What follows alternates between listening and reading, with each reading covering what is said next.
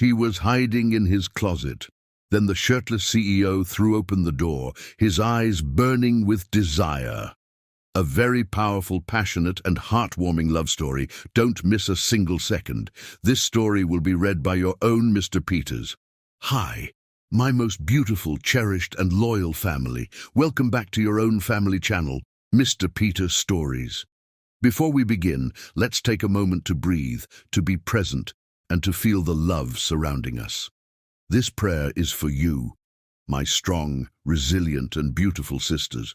Close your eyes, place your hand over your heart, and receive these words with love. Heavenly Father, I lift up every incredible woman listening right now. She has carried the weight of the world on her shoulders. She has loved even when her heart was weary. She has given even when she had little left for herself.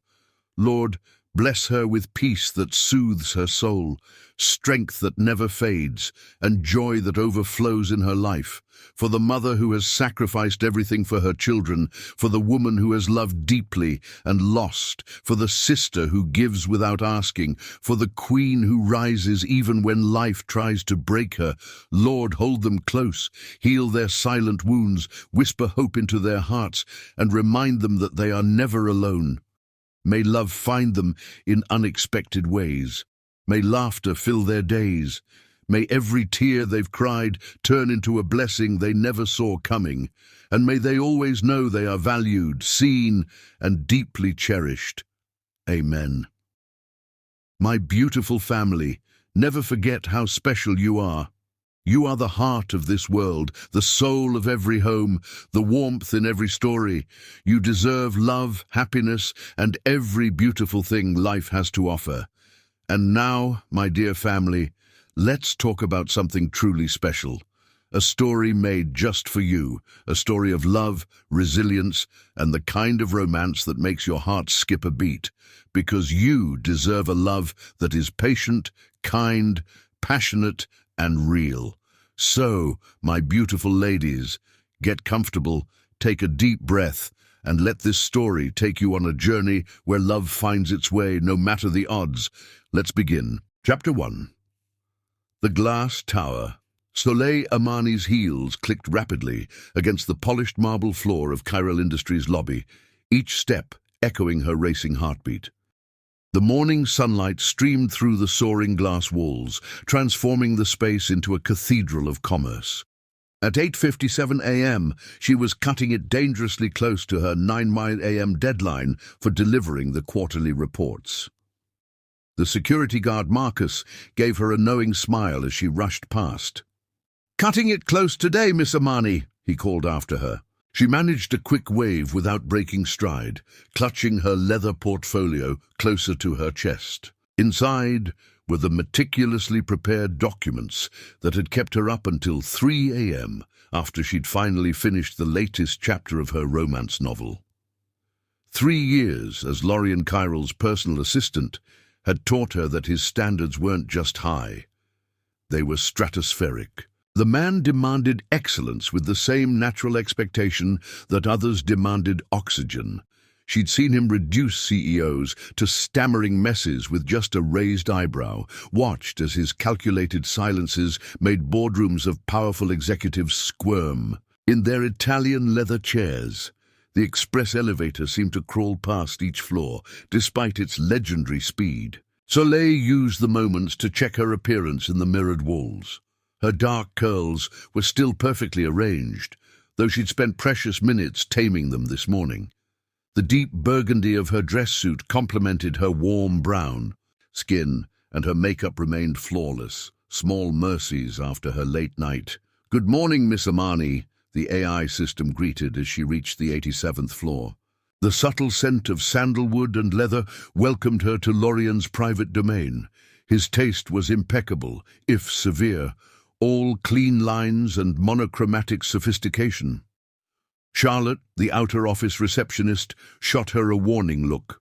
"He's been asking for you," she whispered as Soleil passed. The Tokyo investors moved their call up. Soleil's stomach clenched, but her stride never faltered. This was the dance she'd perfected, projecting unshakable competence no matter how Turbulent, she felt inside. She'd learned early that Lorien Carrel respected strength above all else. Without knocking, it would only waste precious seconds. She pushed open the heavy double doors to his office. The words of her usual morning greeting died on her lips. Lorien stood at the floor-to-ceiling windows, his back to the door. But it wasn't his usual commanding pose, the one where he surveyed his domain like a modern-day king. His shoulders were slumped, his forehead pressed against the glass. One hand splayed against the window as if seeking support. The other clutched a phone to his ear. His perfectly tailored suit couldn't quite hide the defeat in his posture. "I understand," he was saying, his voice holding an emotion she'd never heard before. "Yes, I'll handle it personally. Thank you for letting me know." He ended the call, but didn't turn around. Soleil stood frozen, knowing she was witnessing something she shouldn't. In 3 years, she'd never seen him vulnerable. Lorien Carrel was a force of nature, an immovable object, a man whose mere presence commanded rooms and whose decisions shaped industries. This moment of humanity felt almost sacred in its rarity. She must have made some small sound, because he suddenly stiffened, awareness crackling through his frame.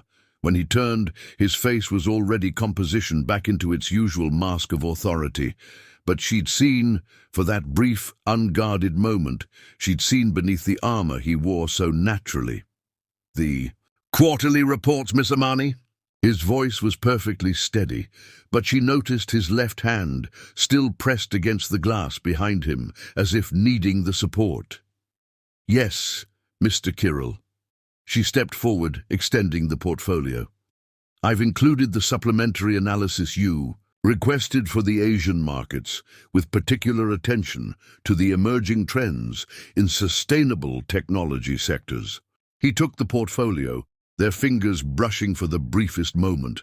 A jolt of awareness shot through her at the contact.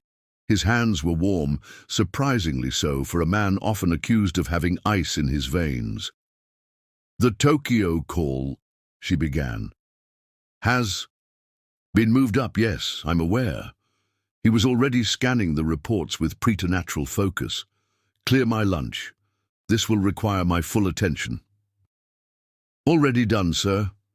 I took the liberty of having Chef Marcus prepare a working lunch to be delivered. At 1:30, the items can be eaten one-handed while reviewing documents." It was presumptuous of her, but she'd learned to anticipate his needs. His eyes flicked up to her face, and for a moment, something like appreciation flickered in their depths. "Efficient as always, Miss Amani." She should leave. She had 1,000 other tasks demanding her attention, but that glimpse of vulnerability nagged at her. "Sir, is everything all right?" The question hung in the air between them, more daring than any she'd asked in 3 years of working for him. His expression didn't change, but something shifted in his eyes. A recognition, perhaps, that she'd seen behind his carefully constructed walls. "That will be all, Miss Amani." His tone was dismissive but not harsh. As she turned to leave, he added, "And thank you." The words were so quiet, she almost missed them. When she glanced back, he was already seated at his desk, fully immersed in the reports.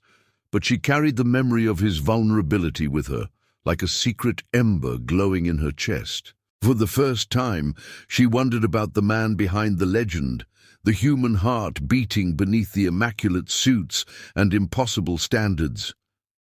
It was a dangerous line of thinking for a personal assistant. She had worked too hard, come too far, to risk everything on inappropriate curiosity about her boss. And yet, as she settled at her own desk to begin her day, she couldn't forget the way his shoulders had slumped, or the surprising warmth of his fingers against hers. Somewhere in the back of her mind, past the professional walls she'd built so carefully, a dangerous seed of curiosity took root.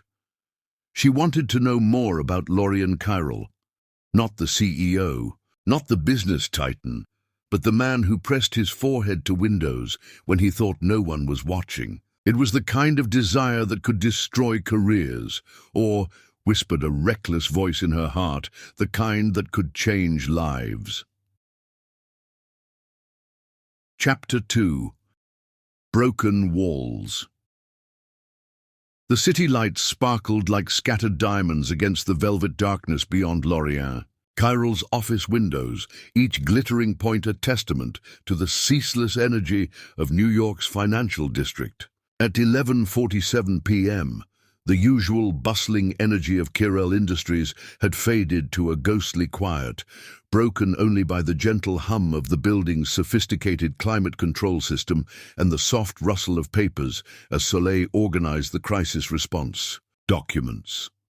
The Hong Kong market crash had blindsided everyone.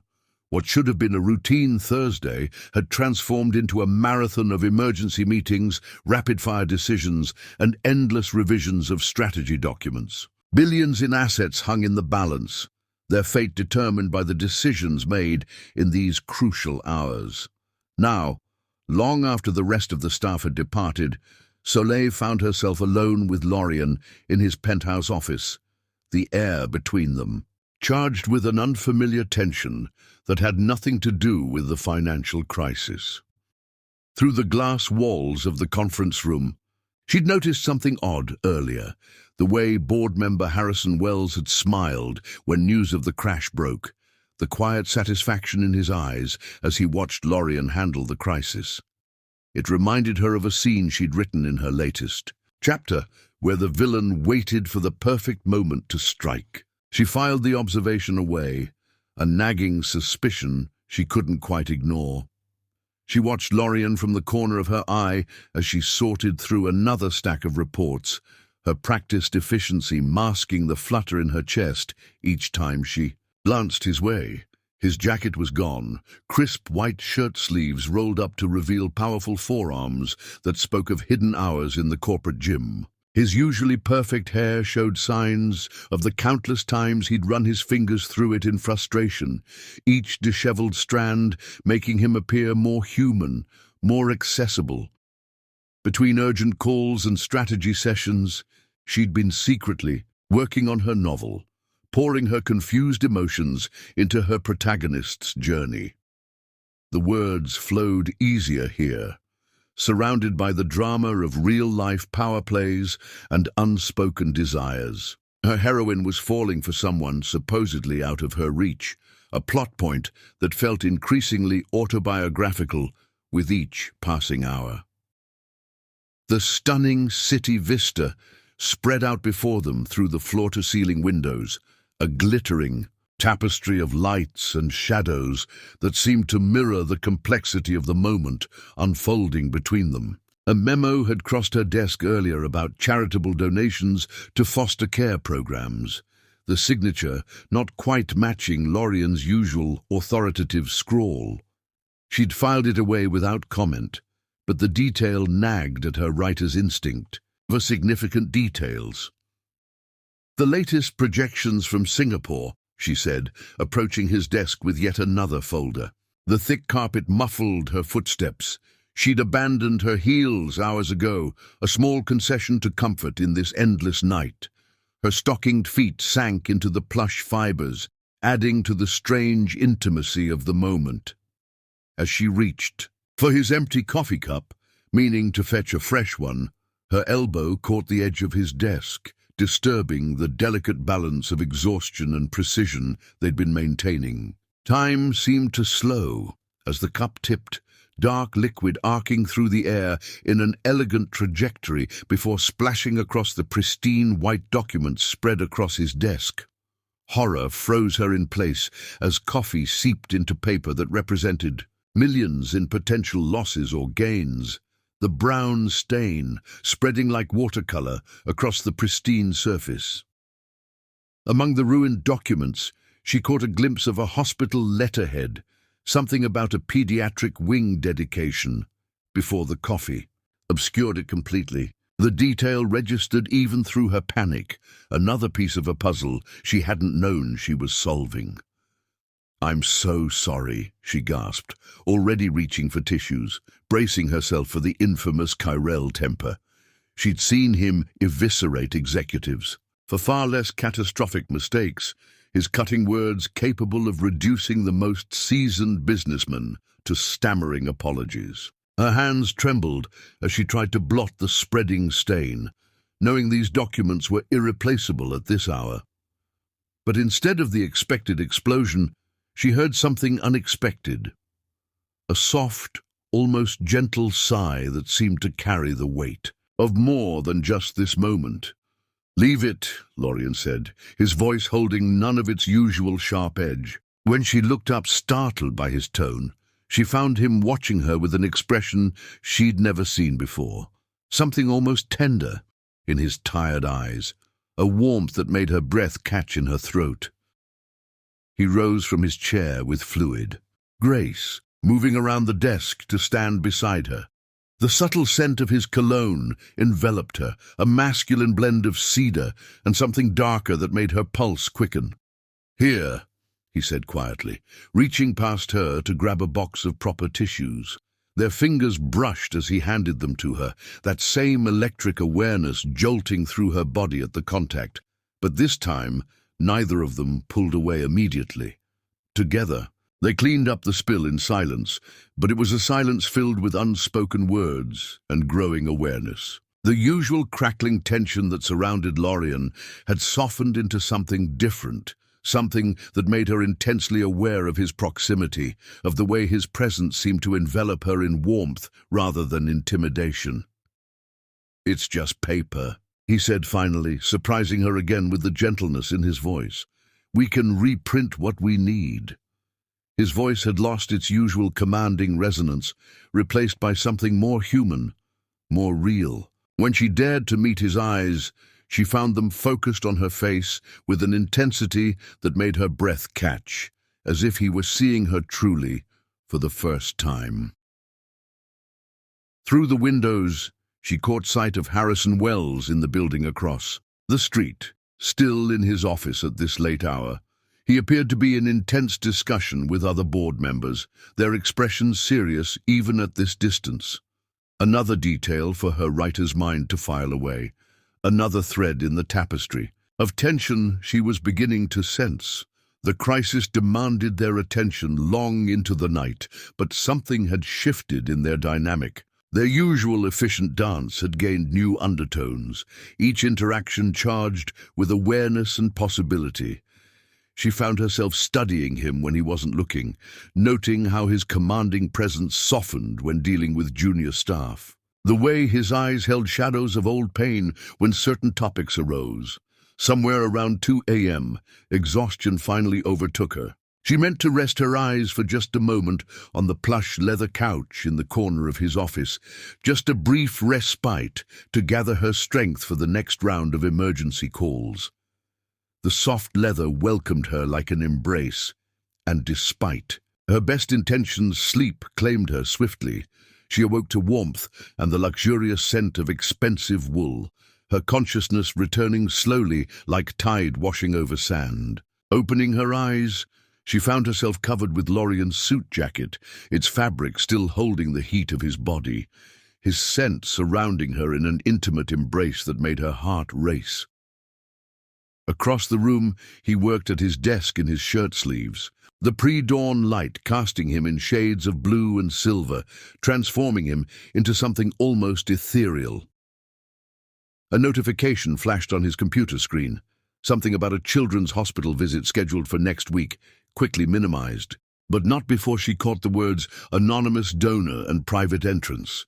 The writer in her couldn't help but notice these accumulating mysteries, these glimpses of a man far more complex than his public persona suggested.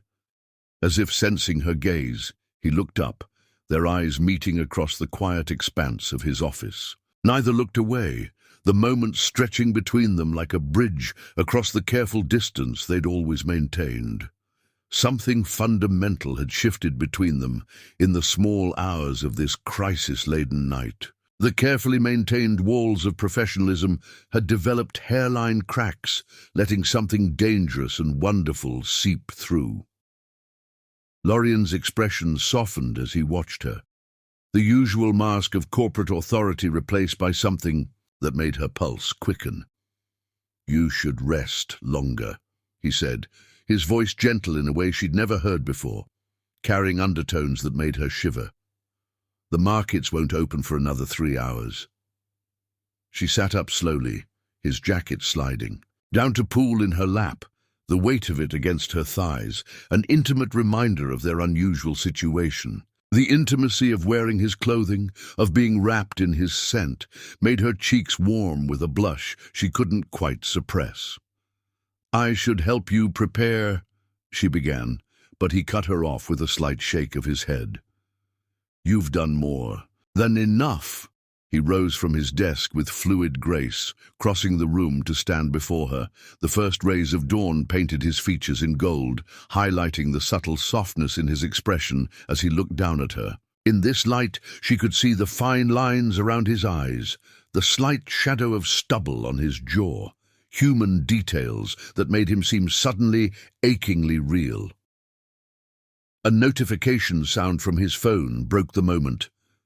A message about an upcoming board meeting that made his expression tighten momentarily. She caught a glimpse of Wells' name in the preview before Lorien silenced the device, another piece of the puzzle she was unconsciously assembling. "The quarterly projections are as ready as they'll ever be," he said, his voice regaining its professional edge, though something warmer lingered in his eyes. "We should both get some real rest before the markets reopen." But as they prepared to leave the office, gathering their belongings in the growing dawn light, Soleil knew something had irreversibly changed. The walls between them had developed their first cracks, and through those fissures she'd glimpsed something that both thrilled and terrified her.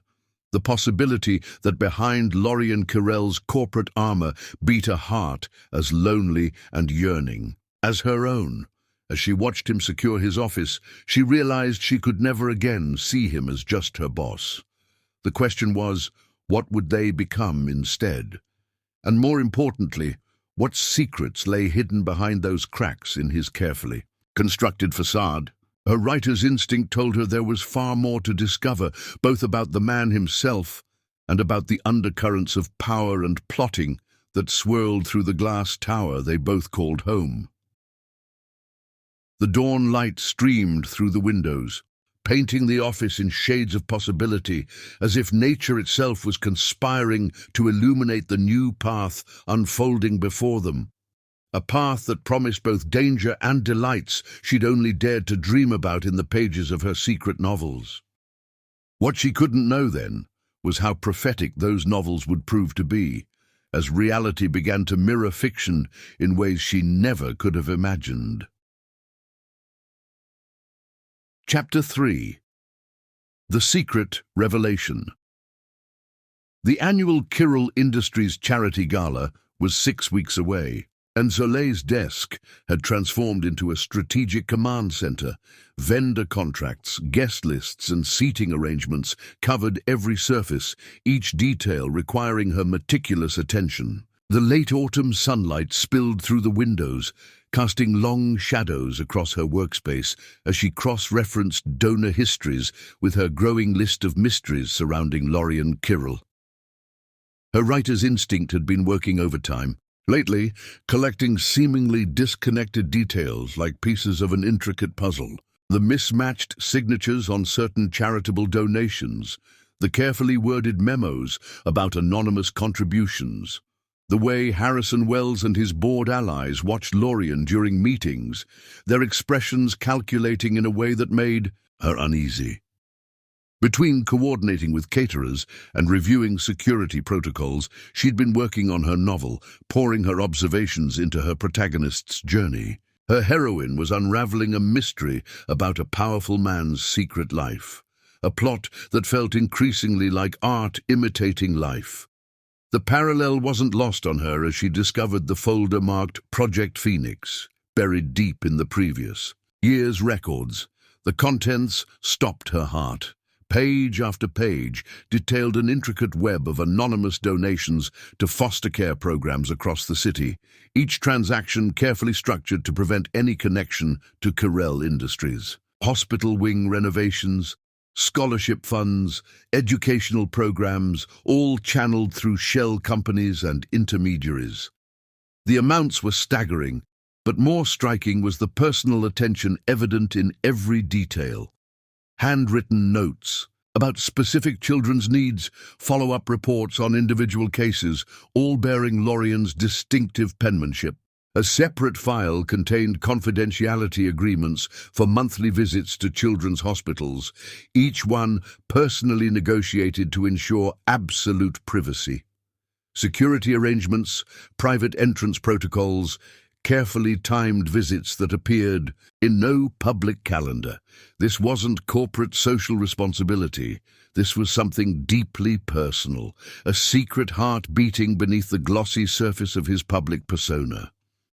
Charlotte's voice through the intercom startled her from her discoveries. "Mr. Wells is asking about the donor recognition plaques for the gala," she reported, her tone carrying a warning note. "He's particularly interested in the children's hospital contributions."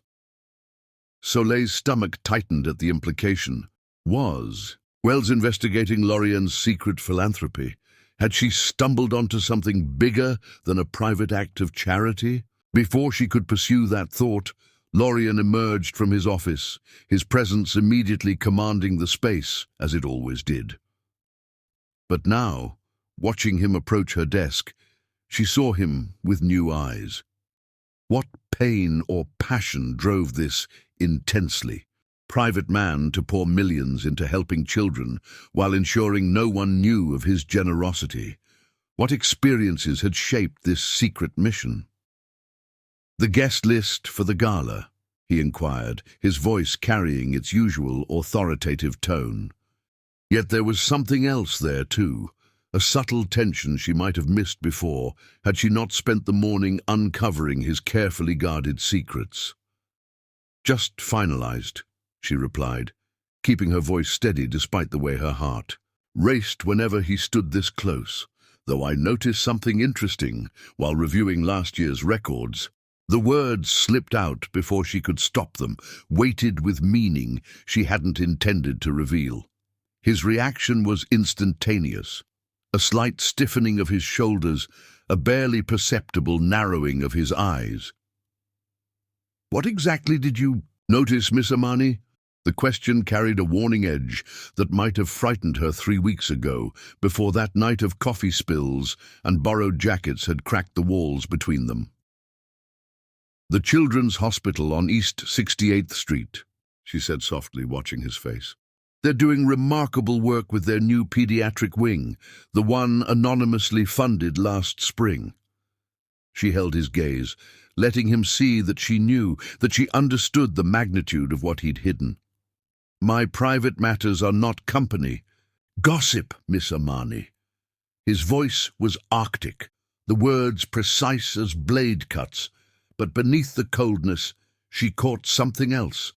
Vulnerability, perhaps even fear, flickering in his eyes like a candle flame in wind. She noticed how his left hand clenched at his side, a tell she documented in her novel's character notes, his unconscious response to emotional stress. The parallel between fiction and reality struck her again, making her wonder how many other details she'd unknowingly captured in her writing. The silence stretched between them, taut with unspoken words. Then, without another word, he turned and strode toward the elevator bank. Soleil watched him go, her heart heavy with the knowledge that she'd crossed some invisible line. The rest of the afternoon passed in a blur of tense silence and careful avoidance. As sunset approached, she found herself on the office terrace, seeking clarity in the cooling air. The city spread out below like a living thing, its lights beginning to twinkle in the gathering dusk. She hadn't expected to find him there, standing alone at the railing, his usual imposing presence somehow more human in the gentle evening light. "I was 7 when I entered the foster system," he said without turning, his voice so quiet she had to step closer to hear him. "My mother died of an overdose. I never knew my father." Each word seemed carved from something precious and painful, offered up like rare gems in the gathering dusk. Soleil moved to stand beside him at the railing, close enough to feel the warmth, radiating from his body, but not quite touching. Above them, the first stars began to appear, tiny diamonds scattered across darkening silk. "You don't have to explain," she said softly, though her heart ached to know more, to understand the layers of this complex man beside her. "Don't I?" He turned to look at her then, and the raw honesty in his expression took her breath away. "You've seen behind the curtain now, Soleil. You've found the truth I've spent years hiding." Her given name on his lips sent shivers down her spine. He'd never used it before. A notification lit up his phone screen. Another message from Wells about the gala donor recognition. Lorian's jaw tightened as he silenced it, and Soleil caught a glimpse of the board members' increasingly aggressive inquiries about charitable giving records. "I went through 12 foster homes in 6 years, he continued, his gaze returning to the cityscape. "Some were decent, others—" He left the sentence unfinished, but his clenched jaw spoke volumes. "I fought my way out. Scholarships, multiple jobs, decades of 60-hour weeks and ruthless focus. I built this company from nothing, built myself from nothing." Understanding dawned, like the stars appearing above them. The reason for his legendary drive, his relentless pursuit of excellence, his carefully maintained control. He'd forged himself in the fires of abandonment and uncertainty, building walls as high as the tower they stood in. "The money means nothing if it doesn't serve a purpose," he said, his voice gaining strength. "Those children in the hospitals, in the foster homes, they need more than just survival. They need hope, a future, a chance to build something of their own." His hand rested on the railing near hers, not quite touching but close enough that she could feel the heat of his skin. "But why keep it secret?" she asked, though she thought she already knew the answer. "The publicity could inspire others to help." "This isn't about publicity or corporate image." There was steel in his voice now, but also passion, the kind that made her heart race. "This is about giving them what I never had, without making them feel like charity cases. Their dignity matters more than my reputation."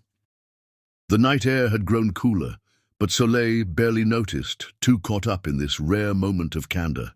When she finally spoke, her voice was barely above a whisper. "Thank you for telling me." His hand moved then, covering hers on the railing. The touch sent electricity dancing up her arm, but neither pulled away. "Thank you for seeing me," he replied, the words carrying layers of meaning that made her breath catch. "Not the CEO, not the success story, but me." Behind them, the city lights glittered like stars fallen to earth, while real stars emerged in the darkening sky above. She found herself thinking of her novel's heroine, discovering the hidden depths of the man she thought she knew. How strange that reality should mirror fiction so closely, yet feel so much more profound. They stood there in companionable silence as true night fell over the city, his hand warm over hers, the stars emerging one by one above them. The air between them had changed again, filled now with understanding and possibility. She knew she should pull away, maintain the professional distance that her position required. But something stronger than propriety held her there. The recognition of a kindred spirit, perhaps, or the growing certainty that there was far more to Lorian Kirill than she'd ever imagined. The moment was broken by Harrison Wells' voice carrying from the office behind them. "The donor lists for the gala need to be finalized," he called out, his tone carrying false concern.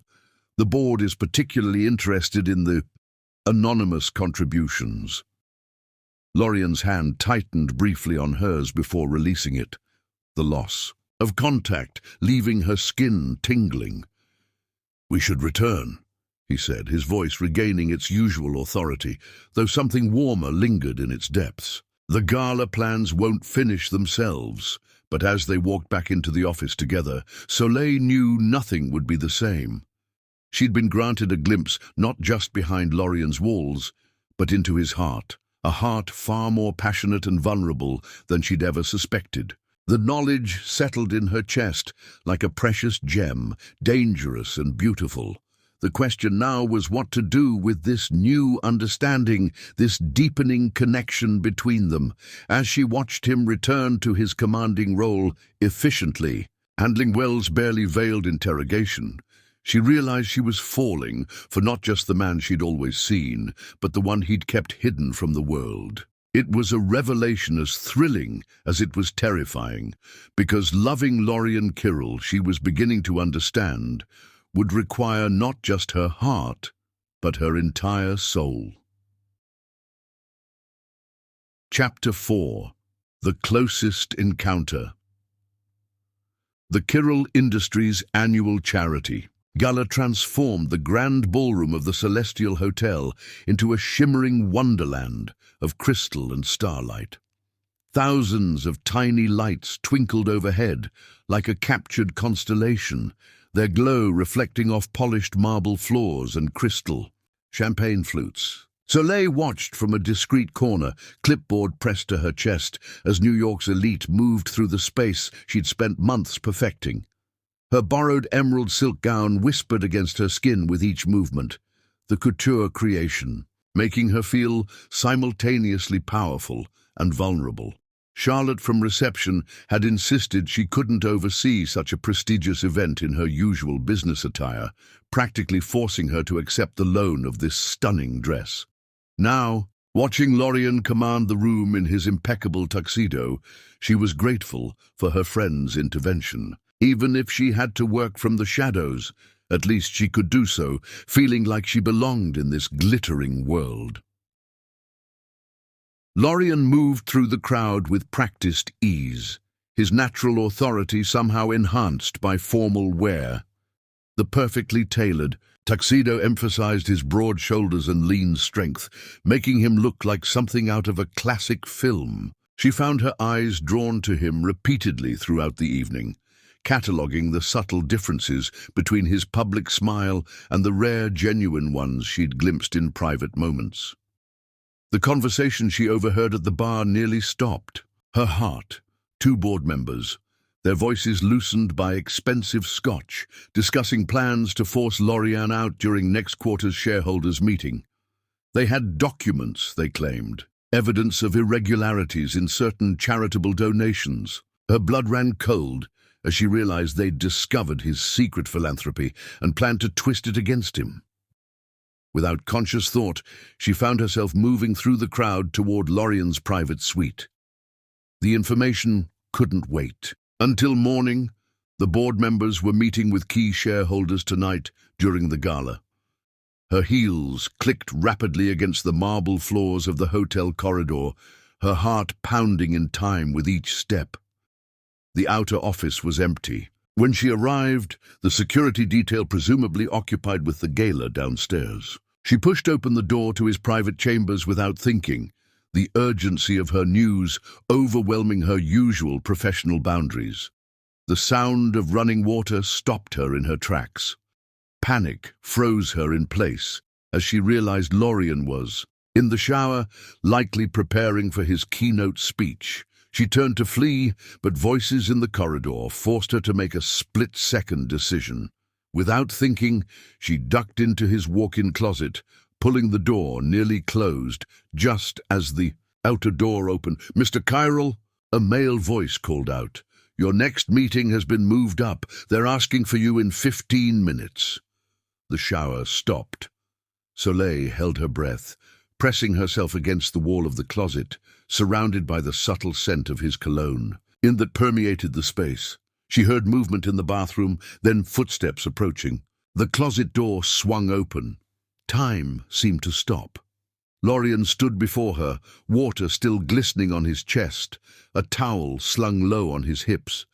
Droplets traced paths down his sculpted torso, catching the light like liquid diamonds. His dark hair was damp and tousled, giving him a dangerously appealing air of dishevelment. Their eyes met in the full-length mirror that lined the closet wall. the shock in his gaze quickly transforming into something darker, more intense. "Hiding in my closet, Soleil?" His voice dropped to an intimate timbre she'd never heard before, sending shivers down her spine. "If you wanted to see me like this, you only had to ask." The words held a hint of amusement, but underneath lay something molten that made her pulse race. She meant to explain about the board members, about the threat to his position. Instead, she found herself mesmerized by a drop of water making its slow way down his chest. Her fingers itched with the sudden, overwhelming urge to trace its path. He took a step closer, his reflected gaze holding hers captive in the mirror. "Your dress," he murmured, and she watched his reflection's eyes travel the length of her body with devastating thoroughness. "I've never seen you wear anything like it." "It's borrowed," she managed to whisper, her voice hardly recognizable to her own ears. "For the gala." Pity. He moved closer still, close enough that she could feel the heat radiating from his skin. "It suits you, almost as much as you suit me." His hand lifted, moving with deliberate slowness toward her face. She watched in the mirror, spellbound, as his fingers brushed a strand of hair from her cheek. The touch was feather-light, but it sent electricity racing through her body. Their reflected images created a tableau of barely restrained desire. Her, pressed against the wall in emerald silk, him towering over her with dangerous grace, water still gleaming on his skin.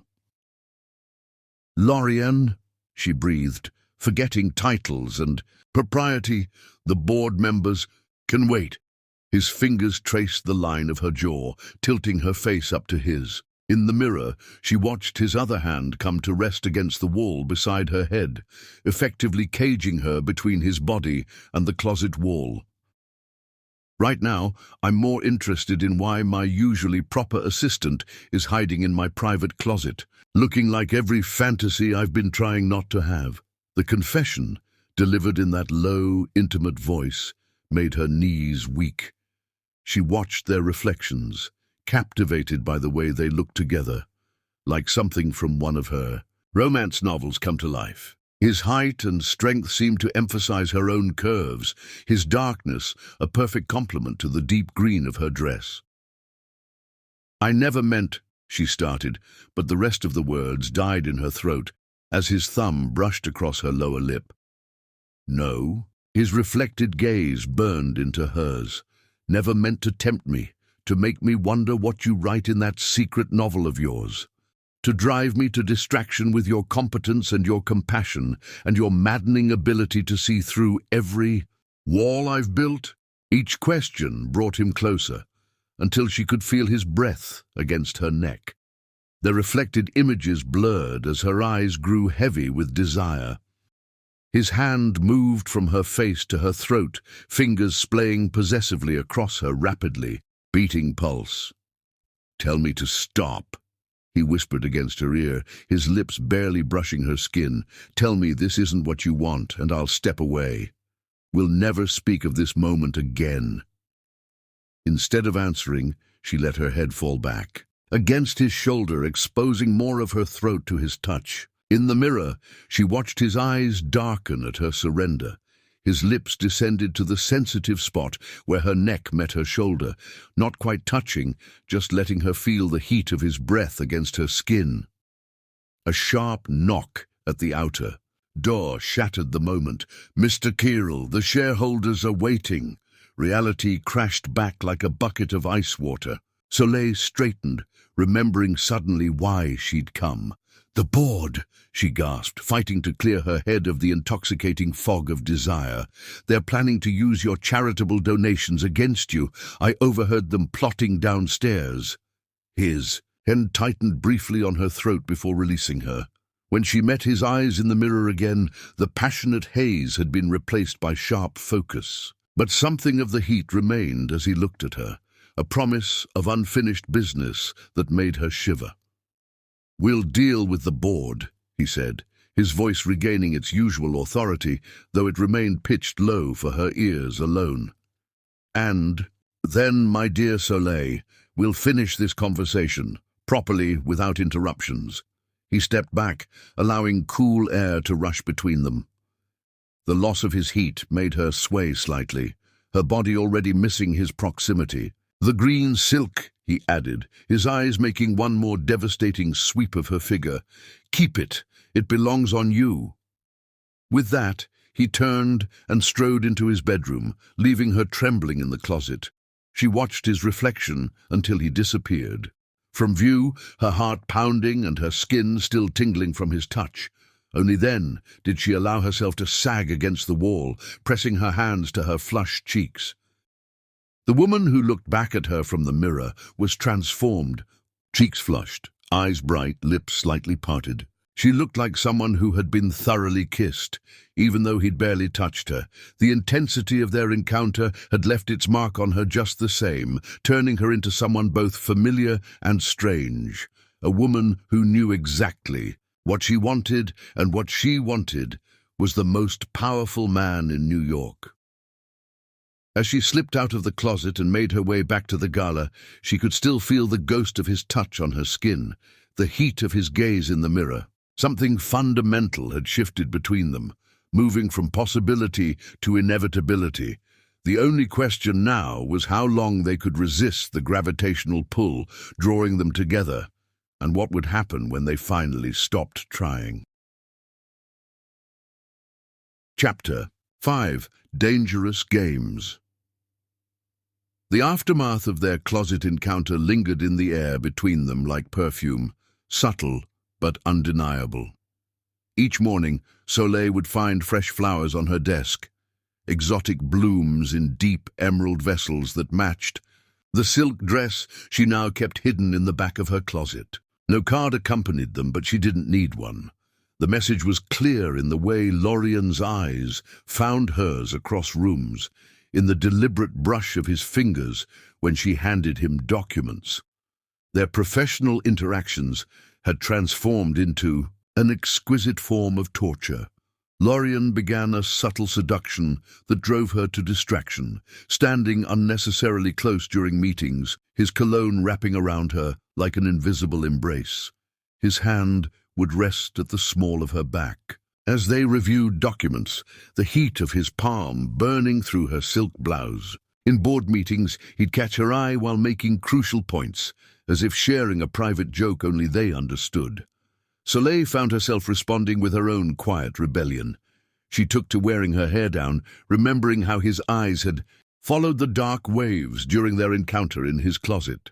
She chose perfumes that made his nostrils flare when she passed, selected clothes that emphasized the curves his hands had ached to touch. Their daily interactions became charged with unspoken desire, every gesture weighted with meaning. "The Anderson contract needs your signature," she said one morning, placing the document on his desk. Instead of stepping back, she leaned forward to indicate the signature line, knowing the movement would send a wave of her carefully chosen perfume toward him. His sharp intake of breath was barely audible, but it sent satisfaction coursing through her veins. "Miss Amani," he murmured, his voice pitched low enough that only she could hear. "You're playing a dangerous game," but his eyes, when they met hers, held heat rather than warning. "I learned from the best, Mr. Kirill," she replied, matching his tone. Their faces were close enough that she could see the flecks of gold in his dark eyes, count the subtle signs of restrained desire in his expression. The tension between them grew with each passing day, building like pressure in a sealed chamber. Their verbal sparring took on new undertones, professional exchanges laden with double meanings. Every late-night working session became an exercise in self-control, the air growing thicker with possibility as the hours stretched on. It was during one such evening that fate decided to intervene. They were alone in his private elevator, descending from the penthouse office after a particularly intense strategy session. The slight sway of the car made Soleil acutely aware of Lorien's presence. Beside her, of the scant inches separating their bodies in the confined space, Without warning, the elevator shuddered to a stop. The main lights flickered out, replaced by the soft glow of emergency lighting that bathed them in intimate shadows. The sudden stillness made the air feel thicker, more charged with possibility. "Power outage," Lorien observed, his voice unnaturally. "Controlled. Emergency systems will kick in shortly." But he made no move to use the emergency phone, instead remaining perfectly still beside her in the dimness. Soleil's heart thundered in her chest, every nerve ending aware of his proximity. In the gentle darkness, their carefully maintained professional distance seemed to evaporate like morning mist. The space between them crackled with electric awareness. "How long?" she managed to ask, her voice hardly more than a whisper. "Minutes. Hours. Does it matter?" His response came from closer than before, though she hadn't heard him move. The heat radiating from his body seemed to envelop her, making it difficult to think clearly. "We should probably—" she began, but he cut her off. "Probably," he agreed, his voice rough with restraint. "We should probably maintain professional distance, should probably pretend we don't feel this, whatever this is between us, should probably ignore the way you tremble when I stand too close." His words sent shivers down her spine, partly because they were true. She was trembling, her body betraying her response to his proximity. In the intimate darkness, she could smell his cologne, could almost taste the tension in the air between them. "I can't stop thinking about you," he continued, each word seeming to come from somewhere deep and honest within him. "In that green silk dress, in my closet, in every damn meeting where you sit across from me, pretending we don't both feel this pulling us together. This is impossible," she whispered, but she found herself swaying toward him like a flower seeking sunlight. "Then why does it feel inevitable?" His breath ghosted across her neck, telling her exactly how close he now stood. "Why does every attempt to maintain distance only draw us closer?" The darkness made her brave. "Because distance isn't what either of us wants." His sharp intake of breath was the only warning before she felt his hand find her waist, his touch burning through the thin fabric of her blouse. "Tell me what you want, Soleil." Her name on his lips was like a caress. "Tell me I'm not alone in this madness." She turned toward him in the darkness, her hands finding his chest. Through the fine fabric of his shirt, she could feel his heart racing to match her own. "You know you're not," she admitted, the words feeling like both surrender and victory. His other hand came up to cradle her face, his thumb tracing the line of her cheekbone with exquisite gentleness. "This could destroy everything," he warned, even as he drew her closer. "Or transform it," she countered, tilting her face up toward his. In the dim light, she could just make out his expression, a mixture of desire and wonder that made her heart skip. The elevator suddenly hummed back to life, harsh fluorescent light flooding the space between them. They sprang apart as if burned, but it was too late to pretend nothing had happened. The air remained charged with their almost kiss, with words spoken in darkness that couldn't be unsaid. Lorien's expression was a study in controlled chaos as he straightened his tie. "My office, first thing tomorrow," he said, his voice hoarse. "We need to discuss this situation." The doors opened to the lobby, reality rushing in like a cold wind. "Yes, Mr. Kirill," she replied, slipping back into professional formality, even as her skin still tingled from his touch. But as they parted ways, him to his waiting car, her to the subway station, they both knew something fundamental had shifted. The games they'd been playing had suddenly become very real, the stakes higher than either had imagined. Their careful dance of seduction had brought them to the edge of something dangerous and wonderful, and there would be no going back. That night, alone in her apartment, Soleil pressed her fingers to her lips, remembering how close they'd come to crossing that final line, The memory of his touch, his words in the darkness, made her shiver with unfulfilled desire. Tomorrow's meeting loomed before her like a promise and a threat, the moment when they would either embrace this connection between them or try to sever it completely. As she drifted off to sleep, her dreams were filled with darkness and his voice, with almost kisses, and the sense of standing on the edge of something life-changing. In her last conscious moment, she realized she was no longer afraid of falling. She was already in free fall, and the only question was where they would land. Chapter 6. Worlds Colliding. The snowstorm descended on New York with unexpected ferocity, transforming the sophisticated city streets into a treacherous landscape of white. From her office window, Soleil watched the familiar skyline slowly disappear behind curtains of swirling snow, each flake another reminder of how thoroughly nature could humble even the mightiest city. The weather alerts flashing across her computer screen grew increasingly urgent. All travel suspended, roads closing, the city grinding to an unprecedented halt. Lorien emerged from his office, his usual commanding presence somewhat softened by the concern etched across his features. "The car service has suspended operations," he announced, running a hand through his perfectly styled hair in a rare display of frustration. "Even my private driver can't navigate these conditions." The bar statement hung in the air between them, weighted with implications. Since their almost kiss in the elevator 3 days ago, they'd maintained a careful professional distance, both aware that their next private moment would inevitably change everything. Now, fate seemed determined to force their hand. "I live in Brooklyn Heights," Soleil found herself saying, the words emerging before she could consider their implications. "It's only a few blocks from the subway station, if any trains are still running." She hesitated, then added, "You're welcome to wait out the storm there." The offer stretched between them like a bridge between their worlds, his realm of penthouses and private cars, her modest life in a converted brownstone. For a moment she thought he might refuse, maintaining the careful boundaries between their professional and personal lives. Instead, his expression softened into something that made her heart skip. "Lead the way, Miss Amani." The subway ride was surreal.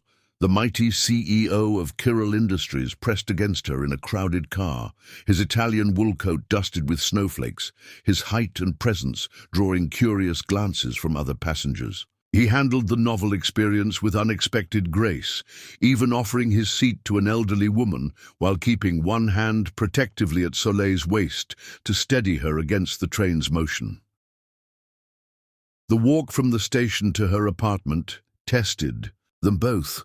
The wind howled through the streets, driving snow into their faces and transforming the short journey into an adventure. Without discussion, Lorien wrapped his coat around her shoulders when she shivered, leaving himself in just his suit jacket. By the time they reached her building, they were both laughing at the absurdity of their situation, their usual professional dynamic transformed by shared adversity.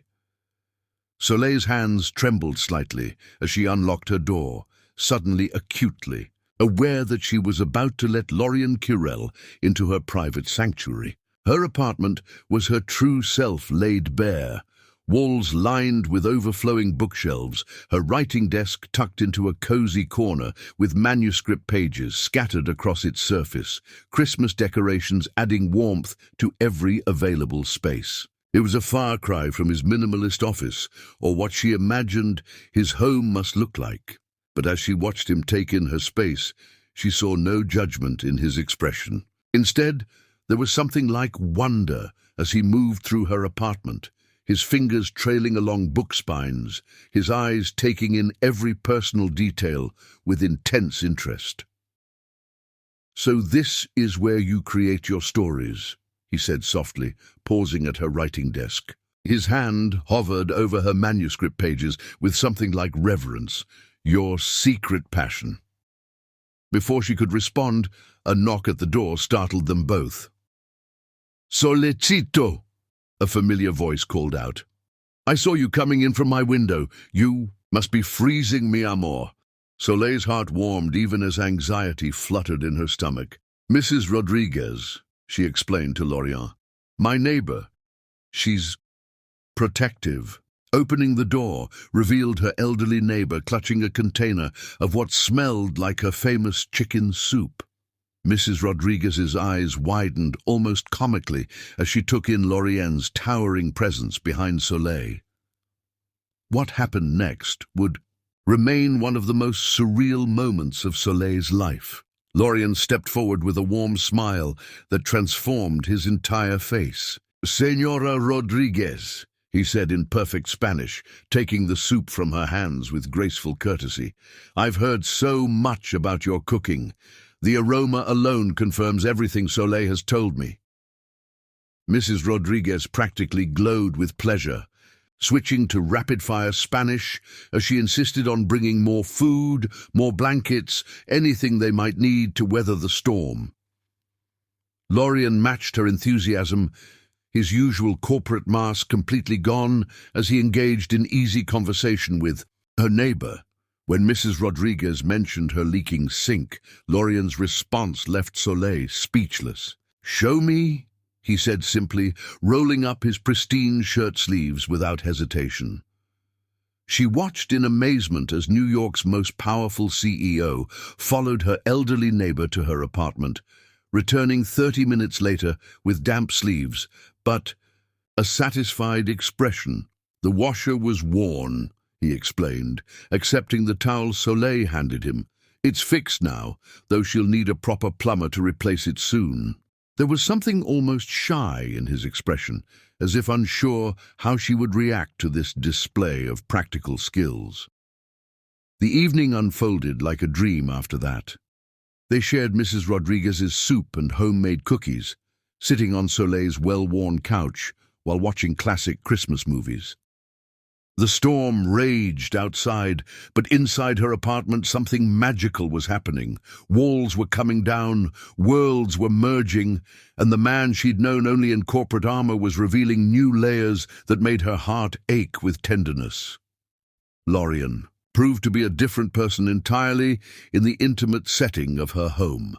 He asked questions about her books, listened with genuine interest as she explained the plot of her novel, and shared surprising insights about the classic films they watched. When she shivered despite the blanket wrapped around her shoulders, he drew her closer without pretense, his body heat warming her more effectively than any throw. As the evening wore on, exhaustion from their snowy adventure began to take its toll. Soleil found herself drifting off against Lorien's shoulder, lulled by his steady heartbeat and the gentle pattern he was tracing on her arm. She meant to stay awake, to maintain some semblance of propriety, but the combination of his warmth and the storm's white noise proved irresistible. Instead of waking her, Lorien adjusted their position on the couch, cradling her more securely against his chest. Through half-closed eyes, she watched him watching the snow fall outside her window, his expression more peaceful than she'd ever seen it. The mighty CEO had been replaced by simply Lorien, a man holding a sleeping woman while Christmas lights twinkled and snow transformed the city into something magical. He began speaking softly, perhaps thinking she was fully asleep. "I've never had this," he murmured, his voice barely audible above the storm. "A home that feels lived in, filled with books and memories and the smell of good cooking. Someone who looks at me and sees more than a success story or a bank account." His fingers ghosted through her hair with infinite tenderness. "You've created something beautiful here, Soleil. Something real." The vulnerability in his voice made her heart constrict. She wanted to tell him that he belonged here, that the man who fixed leaky sinks and charmed elderly neighbors was just as real as the corporate titan. Instead, she snuggled closer, letting him believe she was asleep as he continued his gentle caresses. Morning found them still on the couch, sunlight streaming through windows that revealed a world transformed by snow. Lorien's arms were still around her, protective, even in sleep. His face in repose was younger, softer, the weight of his corporate empire temporarily lifted from his shoulders. As she watched him slowly wake, his dark eyes focusing on her with dawning awareness, Soleil knew something profound had changed. Between them, this wasn't just attraction or forbidden desire anymore. In the simple comfort of her apartment, surrounded by books and Christmas decorations and the lingering scent of Mrs. Rodriguez's cooking, they discovered something deeper, a connection that transcended their professional roles and social differences. "Good morning," he murmured, making no move to release her. The morning light painted patterns across his face, highlighting the tenderness in his expression that made him look nothing like the ruthless businessman the world knew. "Good morning," she whispered back, equally reluctant to break their connection. "Welcome to my world." His smile then, slow, genuine, almost shy, told her everything she needed to know about where this was heading. They had crossed a line there was no coming back from, but neither of them wanted to. In the gentle morning light, with snow blanketing the city in pristine white, they had found something pure and precious and completely unexpected. The only question now was how to navigate the complex reality waiting outside her apartment's walls. But for now, in this perfect moment of worlds collided and barriers broken, they simply held each other and watched the sun rise over a transformed city, both knowing that they too had been transformed in ways that would change their lives forever. Chapter 7. The Fall. The Hamptons estate materialized from the winter mist like something from a dream, its elegant lines softened by a light dusting of snow that had fallen overnight. Soleil stood at the floor-to-ceiling windows of the main living room, watching the grey Atlantic waves crash against the private beach below. The official pretense for this weekend retreat, preparing for an upcoming international merger, felt paper-thin in the face of the electric tension that had built between them during the hour-long drive from the city. Lorien moved through the space behind her with practiced ease, though he'd mentioned that he rarely visited this particular property. "The kitchen should be fully stocked," he said, his voice carrying that new tone she'd grown addicted to, the one that mixed authority with intimacy in a way that made her pulse quicken. "I had the staff prepare everything before they left for the weekend." The implications of that statement, that they would be completely alone in this magnificent house, sent a shiver down her spine that had nothing to do with the winter chill pressing against the windows. Since that snowbound night in her apartment 2 weeks ago, their relationship had balanced on a knife's edge between professional propriety and overwhelming attraction. Every interaction had been charged with possibility, every shared glance weighted with unspoken promises. "I thought we might cook dinner together," he continued, moving closer until she could feel the heat radiating from his body. "Unless you'd prefer to review the merger documents first?" She turned to face him, taking in how different he looked away from the office. His usual impeccable suit had been replaced by a cashmere sweater and tailored slacks that somehow made him even more devastatingly attractive. More importantly, his corporate mask had slipped, revealing the man she'd glimpsed during their night of snow and Christmas movies.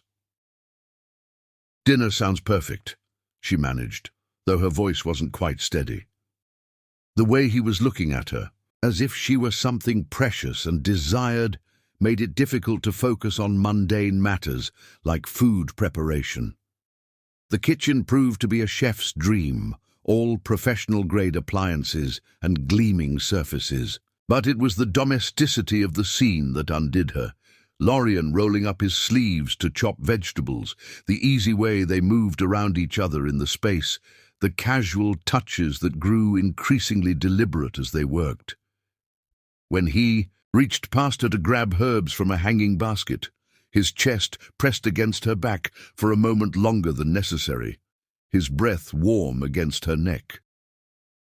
It happened so naturally that later she couldn't have said who moved first. One moment she was stirring the sauce, the next his hand was cupping her face, turning her toward him with exquisite gentleness. Time seemed to slow as he studied her features, his thumb tracing the line of her cheekbone with a reverence that made her heart ache.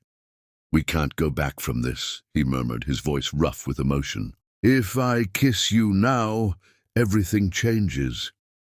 In response, she rose on her tiptoes, bringing her lips to within a breath of his. Maybe everything already has. The first brush of his lips against hers was surprisingly gentle, a question more than a demand. But when she sighed into the kiss, her hands sliding up his chest to curl around his neck, something broke loose inside him. His arms wrapped around her waist, lifting her slightly as he deepened the kiss with a passion that stole her breath. She tasted hints of the wine they'd been cooking with, but mostly she tasted him, warm and male and intoxicating in a way that made her head spin. They broke apart only when the sauce began to bubble over, the mundane interruption drawing breathless laughter from them both.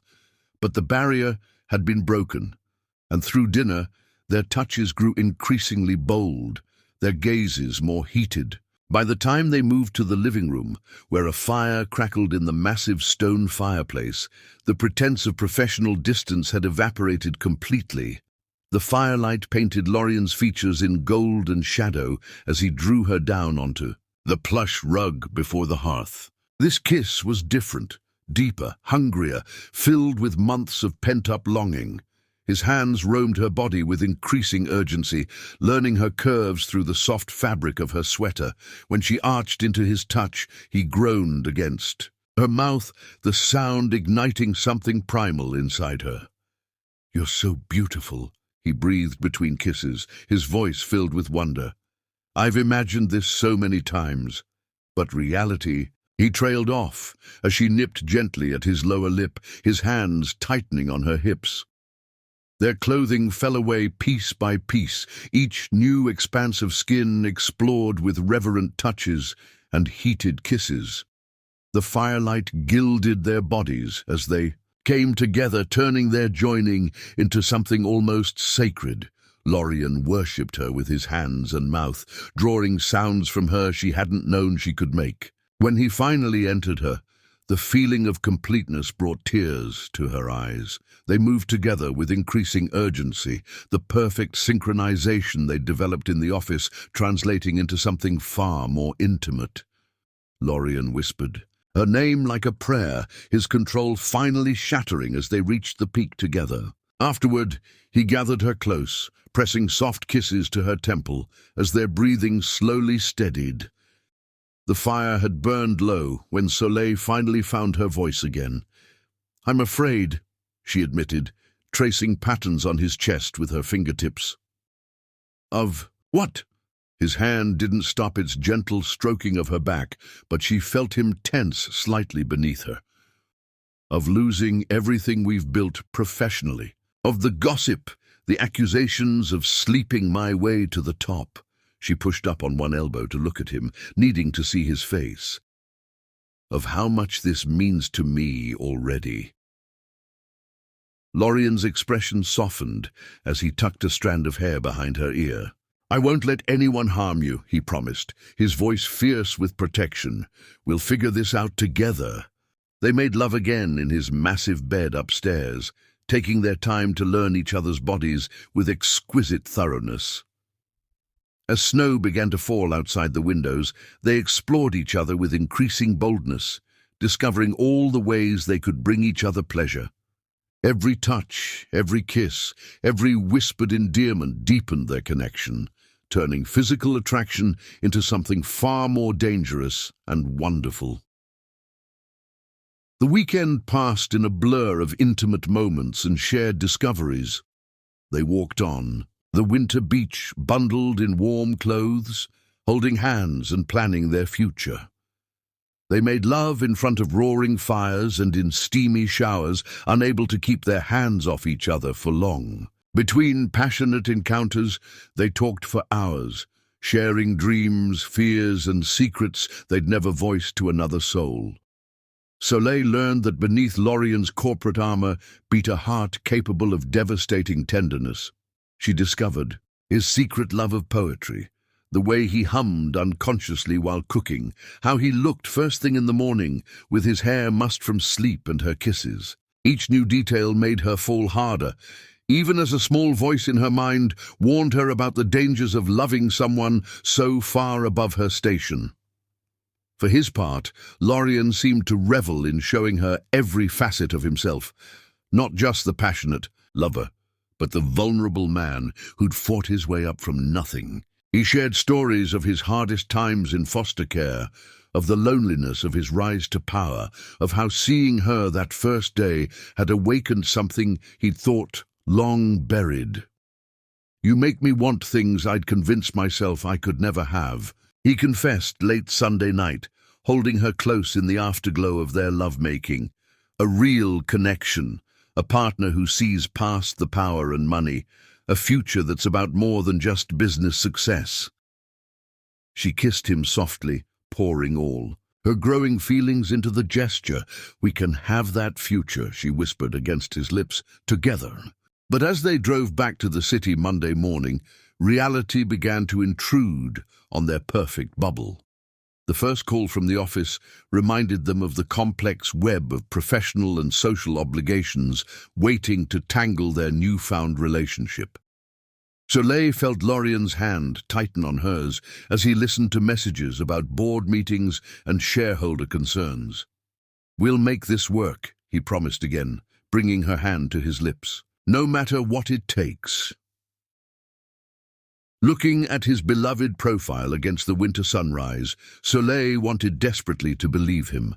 But she couldn't shake the feeling that their perfect weekend had been just that. Perfect, and therefore impossible to maintain in the real world. As the city skyline appeared through the morning mist, she sent up a silent prayer that their love would be strong enough to weather whatever storms awaited them.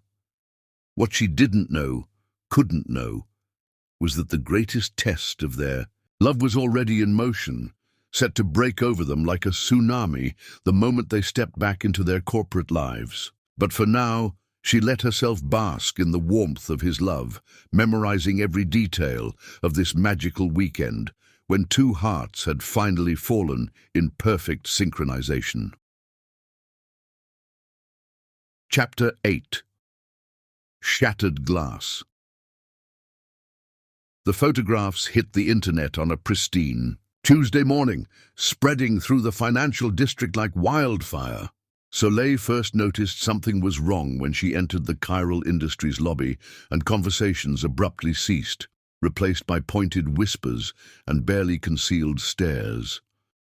Marcus, the security guard who had always greeted her with warmth, couldn't quite meet her eyes as he scanned her badge. The tabloid images were everywhere. Grainy but unmistakable shots of her and Lorien walking hand in hand on the Hamptons beach, kissing on his terrace, entering the estate together. The captions were brutal in their implications. Kirell's latest conquest, from secretary to mistress, the price of promotion. Each headline felt like a physical blow, reducing their profound connection to something tawdry and transactional. Charlotte intercepted her before she could reach her desk, her face tight with concern. "The board has called an emergency meeting," she whispered, pressing a cup of coffee into Soleil's trembling hands.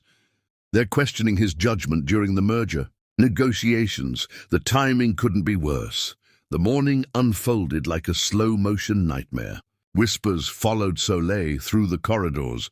Accusations of sleeping her way to the top, speculation about how long she'd been trading favors for advancement.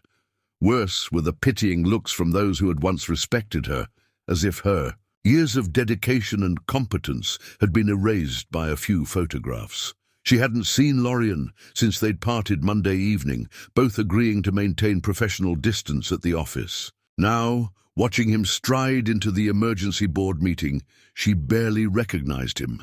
The warm, passionate man who had held her so tenderly just days ago had been replaced by someone cold and forbidding, his features set in harsh lines that made her heart constrict. As his personal assistant, Soleil was required to attend the meeting, taking notes while trying to make herself as invisible as possible. The board members' hostility was palpable, their concerns about the merger negotiations barely masking their real agenda. "This kind of scandal, at this crucial juncture," drawled Harrison Wells, the head of the board, "raises serious questions about leadership judgment. The Matsuura Group is notoriously conservative. If they get wind of this indiscretion, the entire merger could collapse." Lorien sat at the head of the table, his posture radiating controlled power. "My personal life has no bearing on this company's business decisions or capabilities," he stated, his voice carrying that familiar note of authority that had once made Soleil weak at the knees. Now it just made her cold. "Your personal life becomes our business when it threatens a multi-billion-dollar deal," Wells countered, "not to mention the potential shareholder revolt if they think you're compromised by inappropriate entanglements." The pause before those last words felt like a slap. Soleil's pen trembled slightly as she continued taking notes, fighting to maintain her professional composure even as her world crumbled around her. "The relationship is insignificant," Lorien said suddenly, his voice cutting through the tension like a blade. "A momentary lapse in judgment that will not be repeated." The words hit Soleil with physical force, driving the air from her lungs. She looked up involuntarily, meeting his eyes across the polished expanse of the conference table. For a fraction of a second, she thought she saw anguish in his expression, but it was gone so quickly she might have imagined it. "Miss Amani means nothing to me beyond her role as an efficient assistant," he continued, his tone dismissive. "The photographs represent an unfortunate indiscretion that will not impact this company's operations or reputation. I suggest we focus on matters of actual importance." Each word was a shard of glass in her heart, cutting deeper than any tabloid headline. This wasn't just professional distance. This was complete denial of everything they'd shared, everything they'd promised each other in tender moments by the fire. The man who had whispered poetry against her skin, who had held her like she was precious, was systematically destroying every beautiful memory they'd created. The meeting continued, but Soleil barely heard it through the roaring in her ears. She maintained her composure through sheer force of will, her pen moving automatically across the page, though she couldn't have said what she was writing. When the board finally filed out, satisfied by Lorien's apparent indifference to the scandal, she remained seated, staring at her notes without seeing them. "Soleil," Lorien said softly, once they were alone. He took a step toward her, his expression cracking slightly to reveal something of the man she'd known. "Let me explain." "Don't." She stood, gathering her papers with hands that refused to shake. "You've explained enough, Mr. Kirill. I think you've made your position perfectly clear. The board needed to hear that I mean nothing to you." She finally looked at him, letting him see the depth of pain in her eyes.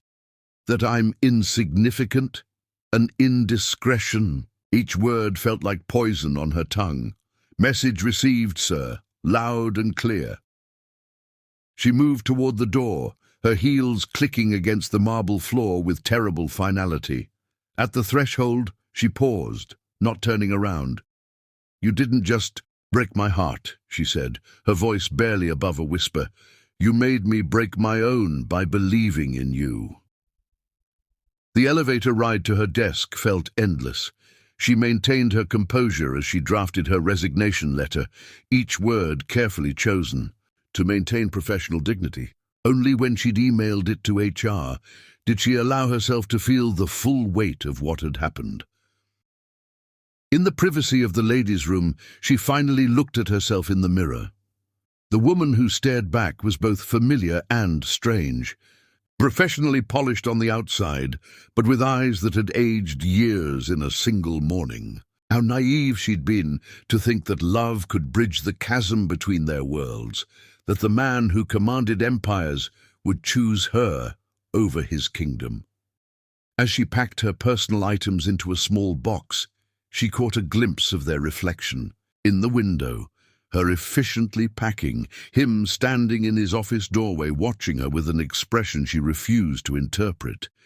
The sight reminded her of that first morning she'd seen him vulnerable, forehead pressed against the glass. How far they'd come since then, only to end up here, with new walls between them higher than ever before. The security guard who escorted her out was kind enough to pretend not to notice her tears. As she stepped onto the sidewalk, the winter sun seemed too bright, highlighting a world that had lost all its magic.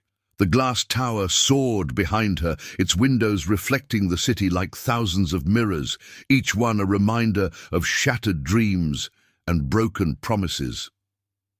She didn't look back as she walked away, her heels clicking against the pavement with newfound purpose. Let him have his empire of glass and steel, his world of power plays and corporate maneuvering.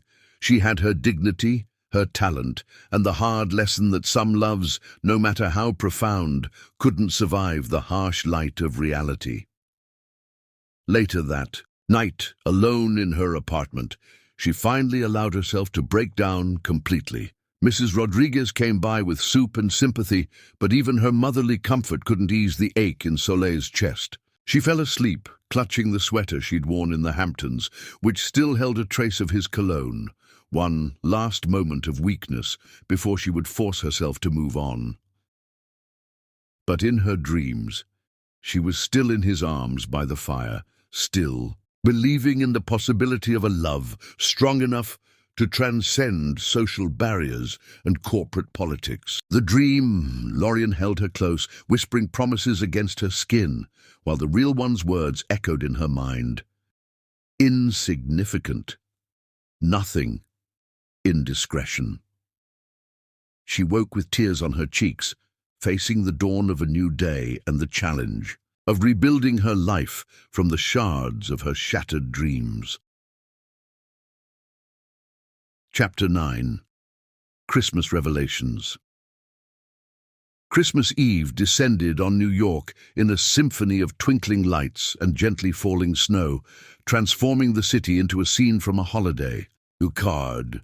2 weeks had passed since Soleil's resignation, 14 days of rebuilding her life from the ashes of broken dreams. She'd thrown herself into her writing, pouring her heartbreak into the pages of her novel until the characters seemed more real than the memories she was trying to forget. The invitation to the Kirel Industries holiday party sat on her kitchen, a counter mocking her with its elegant embossing and formal language. She'd planned on ignoring it, on spending Christmas Eve wrapped in her warmest sweater, writing until she could forget what his touch felt like. But her best friend Rachel had other plans. "You can't hide forever," Rachel insisted, already working on Soleil's makeup with professional precision. "The rumor mill has moved on to fresh scandals. Besides, you worked there for 3 years. You deserve to say goodbye to your colleagues properly." The woman in the mirror looked both familiar and strange as Rachel finished her work. The deep green dress, not the one he'd given her, she couldn't bear to wear that, highlighted her curves without being provocative. Her dark curls cascaded over one shoulder in elegant waves, and her makeup was flawless, yet subtle. She looked powerful, put together, as if the past 2 weeks hadn't shattered her heart into 1,000 pieces. The Celestial Hotel's grand ballroom took her breath away as she entered. The space had been transformed into a winter wonderland, with crystal snowflakes suspended from the ceiling and elegant white branches creating an enchanted forest effect. The decorations followed her original plans exactly. Plans she'd made before everything fell apart, when she still believed. In magic and love and happy endings, Charlotte spotted her first, rushing over to envelop her in a warm embrace. "We've missed you so much," she whispered, squeezing Soleil's hands. "It's not the same without you." Her eyes darted to something over Soleil's shoulder, her expression turning worried. "He's here, of course. He looks different, haunted, almost." Before Soleil could respond, she felt it, that electric awareness that had always signaled his presence. The crowd seemed to part like a scene from a movie, revealing Lorien standing across the room. Their eyes met with almost physical force. He looked thinner, she noticed, the perfectly tailored tuxedo emphasizing the new sharpness of his features. Dark shadows beneath his eyes suggested sleepless nights that matched her own. He started moving toward her, with that familiar, purposeful stride, but she couldn't face him. Not here, not yet. She turned quickly, seeking escape, only to find her path blocked by well-meaning former colleagues eager to greet her. By the time she extracted herself, he had vanished. The evening stretched, on in a blur of polite conversations and careful avoidance. She was about to make her escape when his voice came from behind her, soft, but carrying that note of authority that still made her pulse jump. 5 minutes, Soleil, please." She turned slowly, steeling herself against the impact of his proximity. Up close, the changes in him were even more apparent. New lines around his mouth, a tension in his jaw that spoke of constant strain. "I have nothing to say to you, Mr. Kyril." "Then just listen." His hand twitched at his side, as if he wanted to reach for her. "My office. 5 minutes. After that, if you want to walk away again, I won't stop you." She should have refused, should have maintained her dignity and walked away. Instead, she found herself following him to the elevator, the same one where they'd almost kissed during the power outage that now felt like a lifetime ago. The ride up was silent, charged with all the words they hadn't said. His office took her breath away when the doors opened. A magnificent Christmas tree dominated one corner, but it wasn't the traditional corporate decoration she'd expected. Instead, it was covered in dozens of handmade ornaments, each one bearing tiny handwritten notes. "What is this?" she whispered, moving closer to the tree despite herself. The nearest ornament caught her eye, a miniature book with a note that read, "The first time I saw you reading your novel draft during lunch, hiding it behind quarterly reports." "Every moment," Lorien said softly, his voice rough with emotion. "Every significant moment we shared, every time you made me feel human instead of just powerful. I've spent 2 weeks remembering, writing them all down." She moved around the tree slowly, reading more notes. "The night you fell asleep on my couch, looking more peaceful than I'd ever seen you. The way you smile when you think no one is watching. How you always knew what I needed before I asked." Each memory was carefully preserved, transformed into something precious and permanent. "I've never fought for anything but money and power," he continued, moving to stand behind her. "I don't know how to fight for love, but I'm learning." He reached past her to touch one of the ornaments, a tiny silver heart. "I've restructured the company. Stepped down as CEO to become creative director. No more professional conflicts, no more power imbalance." Soleil's heart thundered in her chest as she turned to face him. "Why?" "Because I didn't just fall in love with you, Soleil. You taught me how to love at all."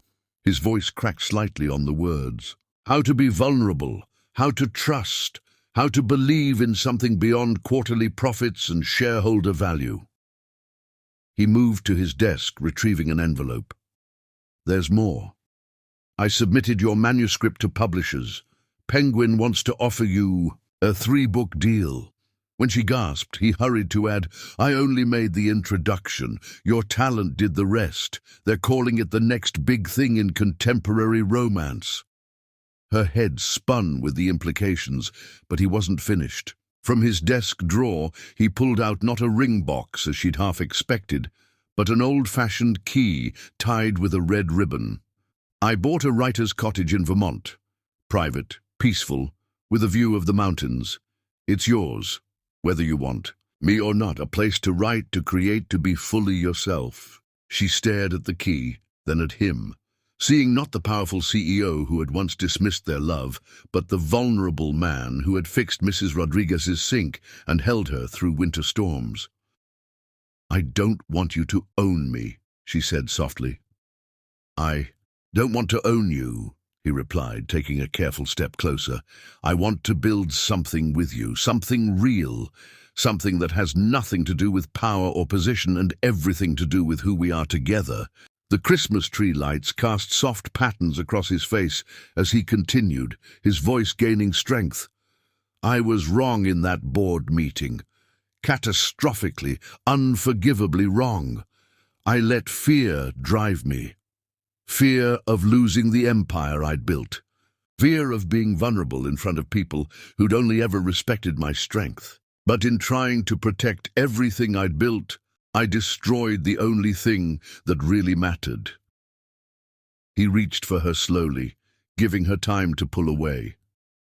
When she didn't, his hands came to frame her face with exquisite gentleness. "I love you, Soleil Amani, not as my assistant or my secret affair, but as my equal, my partner, my heart. If you can forgive me, I'll spend the rest of my life making sure you never doubt that again." Tears slipped down her cheeks as she studied his face, seeing the truth written in every line of it. "I'm still angry," she whispered, "still hurt." "I know." His thumbs gently wiped away her tears. "I'll earn back your trust day by day for as long as it takes. Just, please don't let my moment of cowardice be the end of our story." Outside, the windows, snow began to fall more heavily, creating a curtain of white around the office. The Christmas tree lights reflected in the glass, surrounding them in a sphere of colored light and possibility. In that moment, everything narrowed to this: his hands cradling her face, his eyes full of love and repentance, the key to a new future hanging between them. "We'll need new traditions," she said finally, her voice barely above a whisper. "New memories to replace the broken ones." Hope blazed in his eyes as he drew her closer. "We can start now," he murmured. "It's Christmas Eve, after all, a time for miracles and new beginnings." When their lips met, it felt both familiar and entirely new, like coming home and setting out on an adventure at the same time. His arms wrapped around her, strong and sure, as if he'd never let her go again. Through the windows, the city, lights twinkled like earthbound stars, while inside, the Christmas tree bore witness to their reconciliation with its hundreds of precious memories. They had bridges yet to cross, trust to rebuild, and a future to carefully construct together. But as they held each other in the gentle Christmas light, surrounded by written testaments of their love story, both knew that this was just the beginning of something extraordinary. A love strong enough to survive its own undoing and emerge, stronger, wiser, and more real than ever before. Chapter 10. Love, Actually. Christmas morning dawned in a symphony of golden light and gently falling snow, transforming Soleil's modest Brooklyn apartment into something magical. The scent of fresh coffee and baking pastries mingled with the pine fragrance of her small Christmas tree, creating an atmosphere of homey warmth that seemed to embrace everyone gathered in the cozy space. Mrs. Rodriguez had arrived early, arms laden with traditional holiday dishes and a ridiculously oversized sweater she'd knitted for Lorian. The sight of New York's most powerful CEO wearing the slightly lopsided creation with genuine pride brought happy tears to the elderly woman's eyes. He wore it now as he helped serve breakfast, moving through Soleil's small kitchen with the same Grace, he once commanded boardrooms. The apartment that had once felt too small for her dreams now overflowed with love and laughter. Rachel and Charlotte chatted animatedly on the couch, while the distant relatives Lorian had recently discovered, through his foster care research, added their own warmth to the gathering. The contrast between this intimate celebration and the formal corporate parties they'd once attended couldn't have been more stark or more perfect. "More coffee, tia?" Lorian asked Mrs. Rodriguez in Spanish, his accent flawless as he refilled her cup. The tender way he treated her elderly neighbor, like the grandmother he'd never had, made Soleil's heart swell with love. This was the real man behind the corporate mask, caring, genuine, and capable of such profound gentleness. Later that afternoon, they made their way to the annual Children's Hospital charity event. But this year was different. Instead of orchestrating, from the shadows, Soleil stood proudly at Lorian's side as he took the stage. The crowd of New York's elite fell silent, perhaps expecting another polished corporate speech about charitable giving and tax benefits. What they got instead was something entirely unexpected. Lorian looked directly at Soleil as he began to speak, his voice carrying none of its usual corporate authority. Instead, it held something far more powerful, absolute authenticity. "I stand before you not as a CEO or a business leader," he began, his voice rich with emotion, "but as a man who learned his most important lesson far too late in life. You see, I was once a foster child who built walls around his heart, believing that vulnerability was weakness and control was strength." The silence in the room deepened as he continued, every eye riveted to this unprecedented display of openness. "From a man known for his impenetrable facade, I constructed an empire of glass and steel, thinking it would protect me from the pain of connection. But in doing so, I nearly lost the one thing that makes any of this worthwhile: love." His gaze never left Soleil's face as he spoke. "It took someone extraordinary to show me that true strength lies not in the walls we build, but in the courage to let them fall. Someone who saw past the power and the position to the scared foster child still hiding behind them. Someone who taught me that love isn't found in boardrooms or bank accounts. It's found in quiet moments of truth, in the courage to be seen for who you really are." Moving away from the podium, Lorian made his way to where Soleil stood, taking her hand. In his, before turning back to the audience, "This hospital, these children we're here to help. They don't need our pity or our distant charity. They need to know that their circumstances don't define them, that they can rise above their beginnings without losing their humanity in the process. I know because I was them, and because someone taught me that the greatest achievement isn't in rising to the top. It's in remaining human once you get there." The room erupted in applause, but neither Lorian nor Soleil noticed. They were lost in each other's eyes, the rest of the world fading away as it always did when they connected. On this deep, soul-touching level, his thumb stroked gentle patterns on her palm, a tender gesture that spoke volumes about how far they'd come. As midnight approached, they stood together on the rooftop garden of his building. The city spread out before them like a carpet of stars. Snow fell gently around them, each flake catching the light like tiny diamonds. Soleil wore the emerald silk dress, his first gift to her, while Lorian still proudly sported Mrs. Rodriguez's Christmas sweater beneath his formal coat.